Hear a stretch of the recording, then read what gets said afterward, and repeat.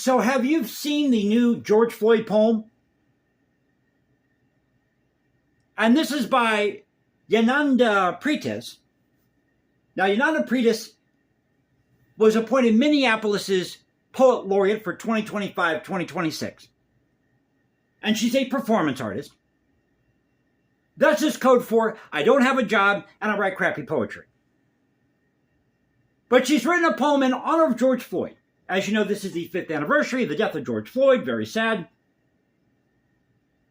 But this is so deep. This is so profound. This is such a masterpiece. That this is greater than Madame Bovary, Pride and Prejudice, Sherlock Holmes, War and Peace. In fact, there has never been a greater masterpiece before or since Cigarettes and Fireflies. That's the title of the poem, Cigarettes and Fireflies. Sounds like every white trailer park I knew growing up in the South. So I'm going to go through this. I'm going to read this to you in my best dramatic, poetic voice here. But just listen to the depth and insight of this modern masterpiece, Cigarettes and Fireflies. So she starts out, all we really know was his last living desire was for a cigarette. In other words, a simple and neat, quick and light burn of personal tobacco, inhale, throat heat, and exhale. Now that's deep. But for a moment the brain pauses and buzzes. Yeah, because there's nothing there. For a moment the heart is soft, float, and you belong to you. Wow, how profound. You belong to you. Native homies, give the offering of tobacco, soft hands, cupped gratitude. Put a little tobacco here, smoke of prayer. She gets very mystical all of a sudden here.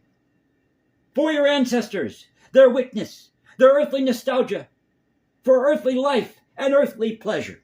Because you see, George Floyd died for pleasure, so that you could have pleasure.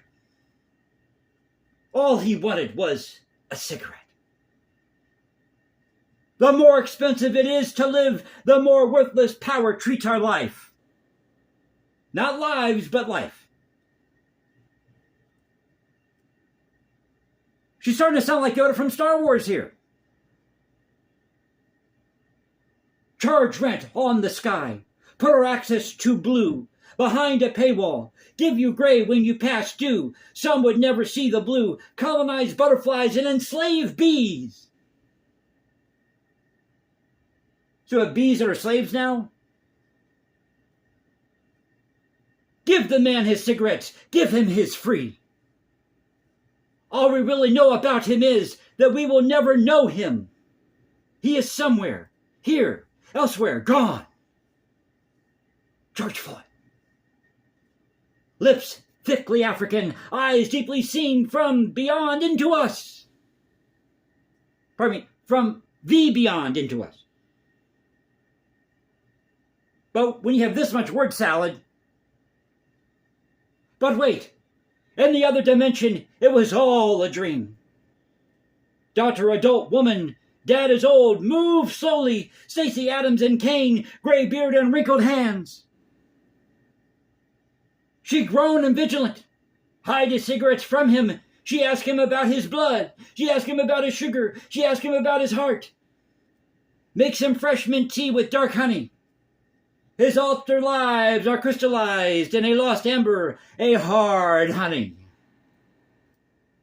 Is any of this making any sense to you?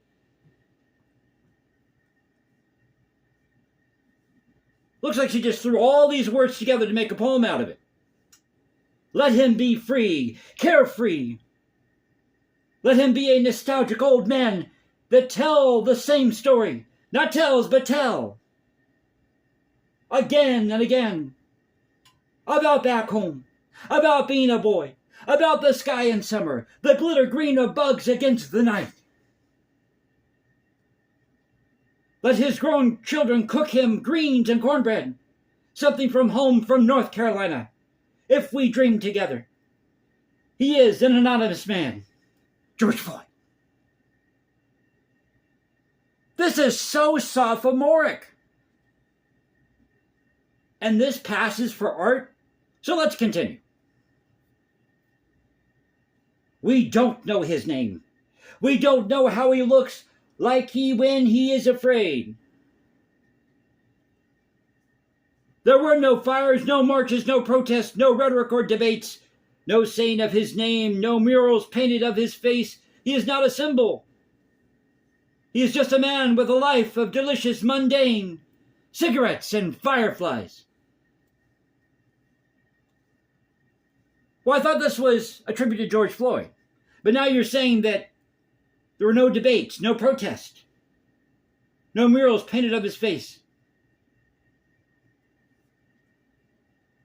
And he could have smoked that pack, burned down every last stick of herbal and toxic burn, of slim cheap thrills of a small burning meditation. That he could have been passed in the street, just another somebody, another unknown, a martyr to none. Cigarettes and fireflies. Folks, this is something that a third grader would have written. So tell me what you think in the comment section below. Did I do go with my dramatic reading here? Now you can write what you want. It's a free country. But this is the best that this lady can do? Tell me what you think in the comment section below. Hope you enjoyed the video. If you did, you know what to do. You can follow me at Instagram, #JasonComposes, because I write music in my spare time. Go to X, Culture Confederacy, at Culture Confed1 on X. Now you can find me at Substack. This is the Culture Confederacy saying peace out. Stay safe, everybody. God bless this thing called the United States. I'll catch you next time. And y'all have a great Wednesday night. Take care.